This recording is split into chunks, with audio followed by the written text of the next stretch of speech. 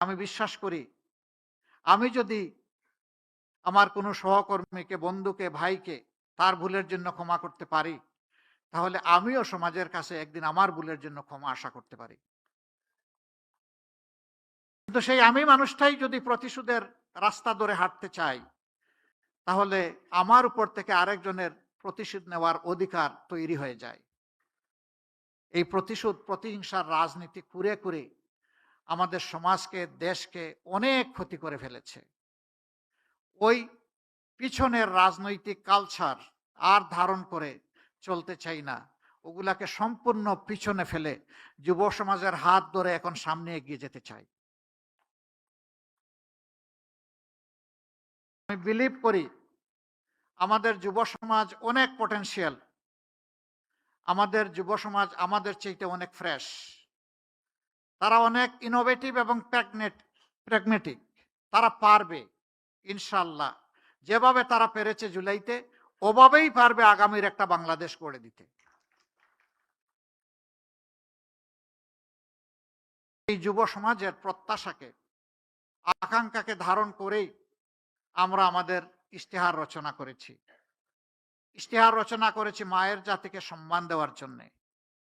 ইশতেহার রচনা করেছি শিশুদেরকে নিরাপদ আবাসভূমি তৈরি করে দেওয়ার জন্যে, তার মেধা বিকাশের উপযুক্ত পরিবেশ নিশ্চিত করার জন্যে। আমরা তৈরি করেছি সুস্থ জাতি গঠনের জন্য শারীরিক সুস্থতার প্রয়োজনে যা দরকার সেই সমস্ত সার্ভিস নিশ্চিত করার জন্য। আমরা যে কৃষকরা আমাদের মুখে খাবার তুলে দেন, সেই কৃষকদের জীবনে আমরা বিপ্লব আনতে চাই। আমরা চাই না পুরানা দাসের সেই কৃষিতে তারা পড়ে থেকে অতি অল্প পুঁজি নিয়ে হামাগুড়ি খাবেন। বরঞ্চ বিশ্বের অনেক দেশ আমাদের বহু পরে স্বাধীনতা লাভ করার পরে কৃষিতে তারা বিপ্লব সাধন করেছে। একসময় তাদের দেশ ছিল আমাদের মতো ইম্পোর্ট ডিপেন্ডেন্ট, এখন তারা হয়ে গেছে এক্সপোর্ট ওরিয়েন্টেড। আমরা পারবো ইনশাআল্লাহ। বিশ্বে অন্য কেউ পারলে আমরাও পারবো। এবং আমাদের মানুষেরা প্রমাণ করেছে এদেশের মানুষ ভালো। তো সমস্যাটা কোথায়? মানুষ যদি ভালো হয় দেশ কেন আগায় না? দেশ তো আগাবে। বাংলাদেশ নামক উড়োজাহাজের ককপিটে যারা বসে আছেন তারা যদি প্রপারলি ডাইভ করেন, তা না হয় দেশ আগাবে। প্যাসেঞ্জার তো আগায় নিতে পারবে না। প্যাসেঞ্জার তো জার্নি এনজয় করবে। আমাদের সমস্যা ওই জায়গায়, সমস্যা আমাদের মাথাগুলোতে। ওই মাথাগুলো আমাদের ঠিক হওয়া উচিত। আর মাথাগুলো ঠিক হওয়ার জন্য আমাদের সততা এবং কমিটমেন্ট লাগবে। আমরা কোনো দলীয় সরকার কায়েম করতে চাই না। এই কয়েকদিন জনসভায় অত্যন্ত স্পষ্টভাবে জনগণকে বলেছি, আমি জামাতে ইসলামীর বিজয় চাই না, আমি 18 কোটি মানুষের বিজয় চাই। আমি কোনো গোষ্ঠ পরিবর্তনতে, কোনো রাজনীতিতে বিশ্বাস করি না। আমি বিশ্বাস করি জনতার রাজনীতিতে, জনগণের রাজনীতিতে। এই জন্য আমাদের ইশতেহার তৈরিতে আমরা জনতার কাছে তাদের অভিপ্রায়, অভিমত, আকাঙ্ক্ষা এবং তাদের পরামর্শ আমরা চেয়েছি। এই ইশতেহার তৈরিতে বিপুল সংখ্যক মানুষ, লক্ষ লক্ষ মানুষ আমাদেরকে তাদের মত দিয়ে, পরামর্শ দিয়ে সহযোগিতা করেছেন।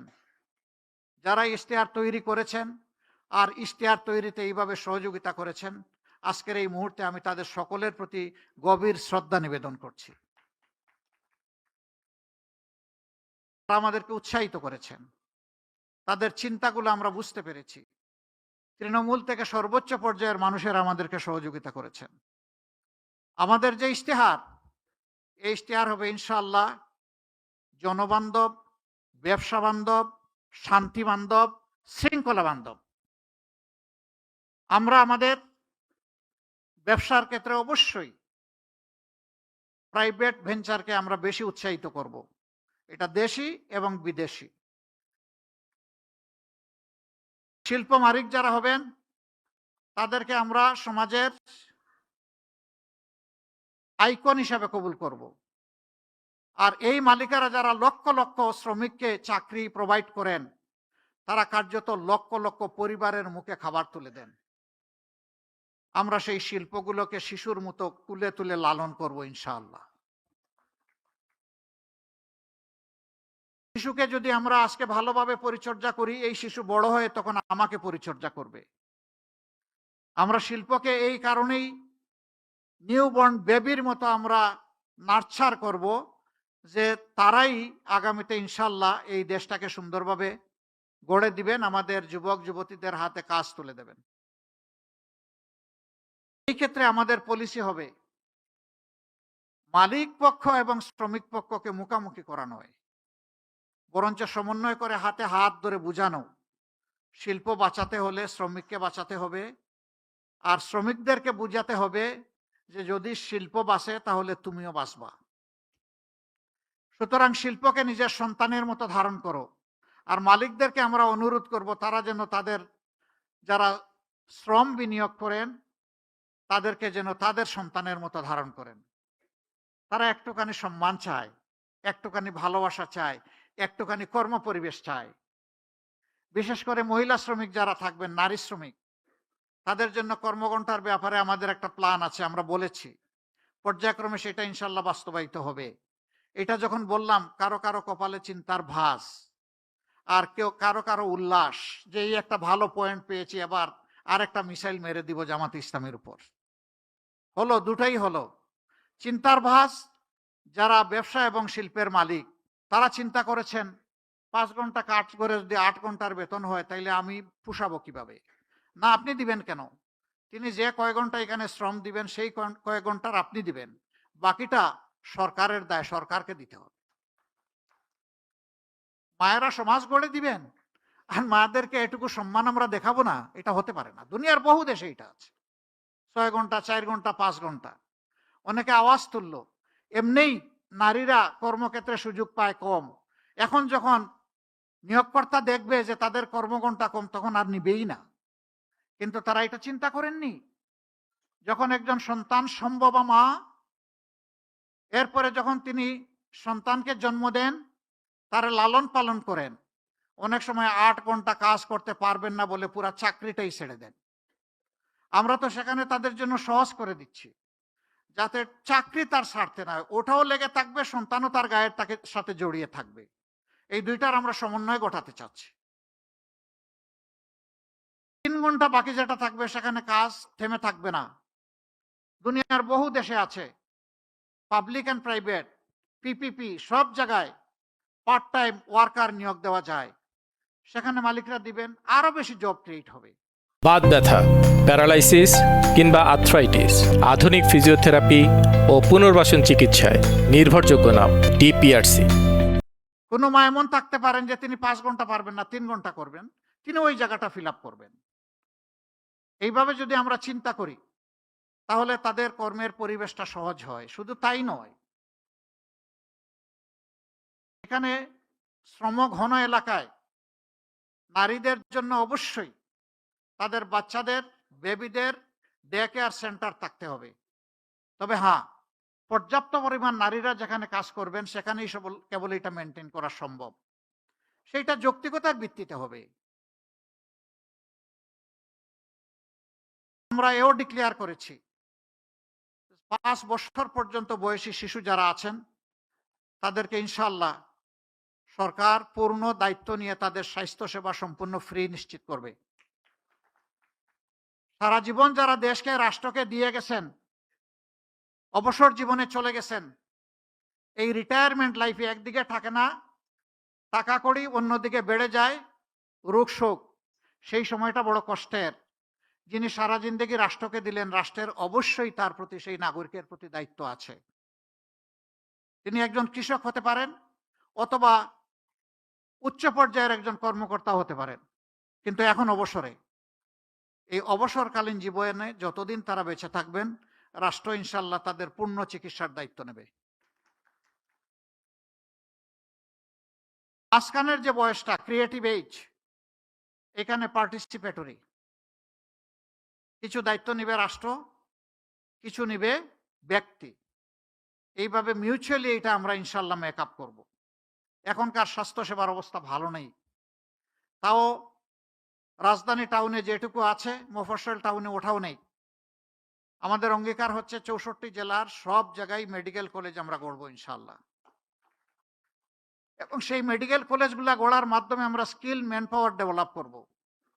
তারপরে ওই জেলা কেন্দ্রে বিশেষায়িত সরকারি হাসপাতাল থাকবে, সেখানে সবার জন্য ফ্রি হয়তো হবে না, কিন্তু গলা কাটাও হবে না। চিকিৎসা নিতে গিয়ে গলায় কাটা ঢুকবে না, চিকিৎসা নিতে গিয়ে মন এবং শরীর দুইটাই কমফোর্ট ফিল করবে ইনশাআল্লাহ। সেরকম স্বাস্থ্যসেবা আমরা গড়ে তুলতে চাই। শিক্ষার ক্ষেত্রে আমাদের অঙ্গীকার আরো স্পষ্ট। আমাদের বর্তমান শিক্ষা ব্যবস্থা হচ্ছে সার্টিফিকেট প্রোডাকশনের শিক্ষা ব্যবস্থা। আমরা এই শিক্ষাকে আমূল পরিবর্তন করতে চাই। আমাদের বিদেশি বন্ধু যারা আছেন, উন্নত শিক্ষা তারা তাদের দেশে নিশ্চিত করেছেন। আমরা তাদের সাথে বসবো। আমরা শিক্ষার দুইটা গুণগত পরিবর্তন আনতে চাই। একটা পরিবর্তনের মাধ্যমে প্রতি শিক্ষার্থীকে এই ইমপ্রেশন দেওয়া, ধারণা দেওয়া যে এটি তোমার দেশ, তুমি এই দেশ থেকে আলাদা কেউ নও। আর এই পর্যায়ে তোমার আসতে দেশের সমস্ত মানুষের অবদান আছে তোমার পিছনে।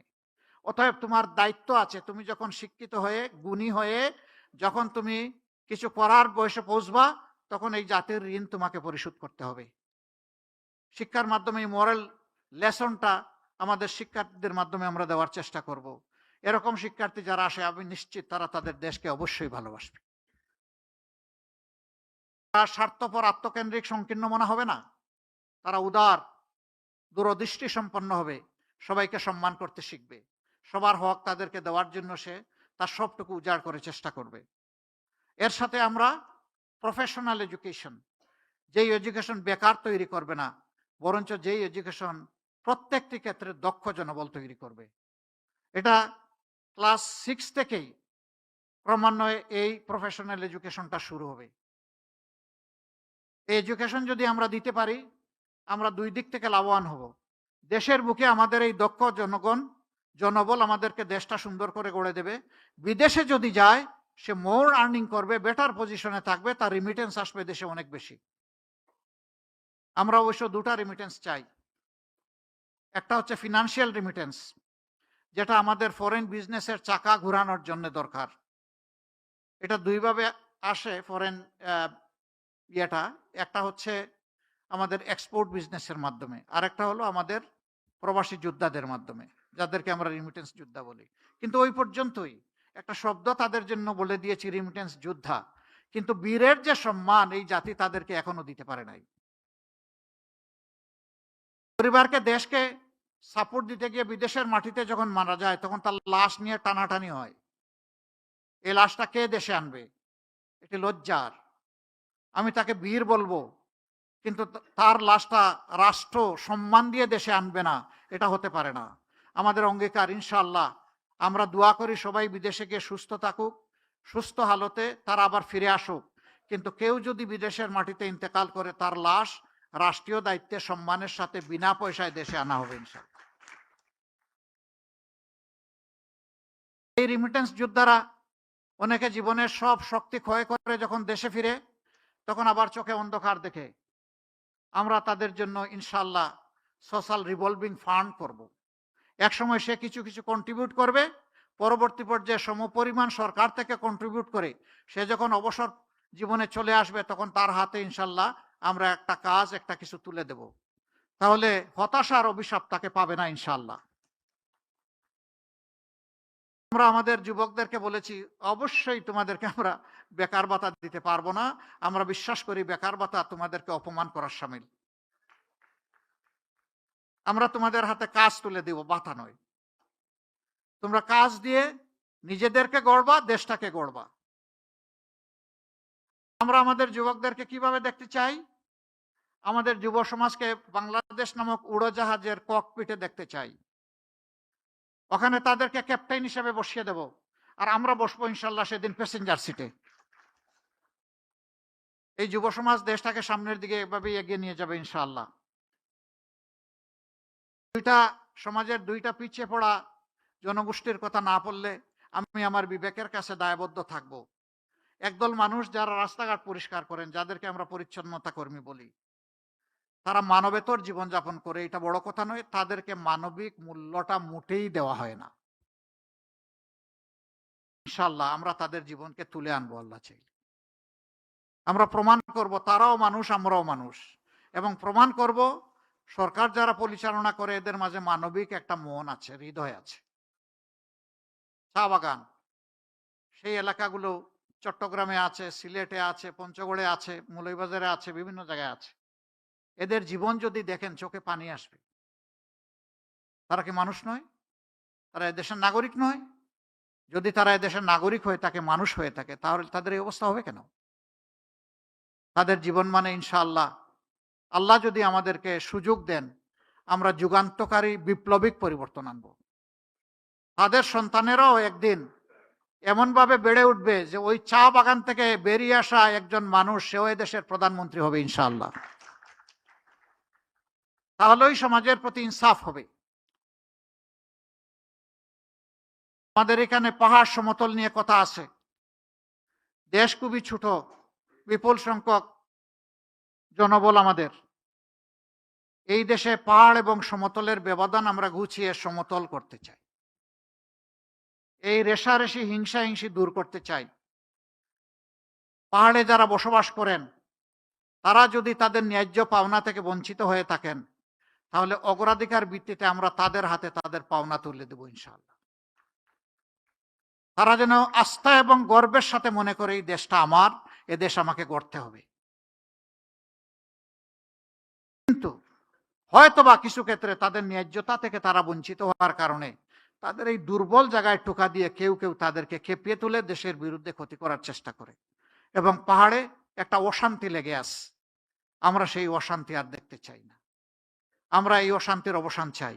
এই পাহাড় রক্ষা করতে গিয়ে আমার জানা মতো 10,000-এর অধিক সেনাবাহিনীর সদস্যদেরকে জীবন দিতে হয়েছে।